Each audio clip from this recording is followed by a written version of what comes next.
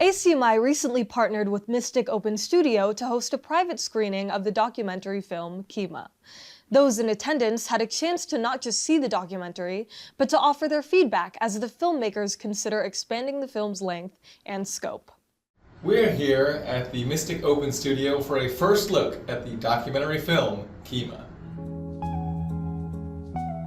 The documentary follows KEMA, a woman whose suffering leads her to become a death doula in Costa Rica. While processing her own grief, Sarah Morrissey, the documentary's producer, recalled her mother housing KEMA and her family in the aftermath of Hurricane Harvey. In the years that followed, she watched as KEMA battled with cancer, grieved a major loss, and made the difficult decision to leave the country. The documentary evolved into KEMA's journey with devastating loss and the healing properties of nature. Gonna think about what the main themes were. What would you say they are to you? After the screening, Sarah and the film's cinematographer David gave viewers time to discuss what they had just seen, encouraging people to consider the themes of the documentary, their favorite parts, what they wanted more of, its successes, as well as its shortcomings. This would be distracting. This isn't Nova or something. This is, it's. Her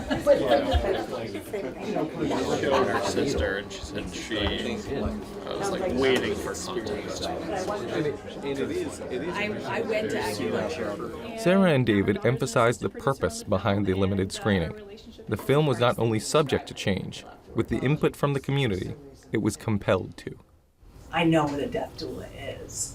A lot of people don't even know what that is. I like that it jumps to them deciding on Costa Rica, but then hearing about why Costa Rica would be helpful. I actually think if you are thinking of making it longer, I kind of want to see more of her process of working with people. This is all temporary music, and it's to inform the composer down the road, or the licensing. The pair aimed to extend the film, diving into the process of becoming a death doula, exploring the intersectionality of blackness in the cultures of the U.S. and Costa Rica, getting more footage of KEMA with her family and friends in personal settings, and utilizing feedback from screenings like this. Like that question of why in a way that shouldn't matter but could. I would have liked to seen more of her talking to the camera. Because there's so many moments that are staged.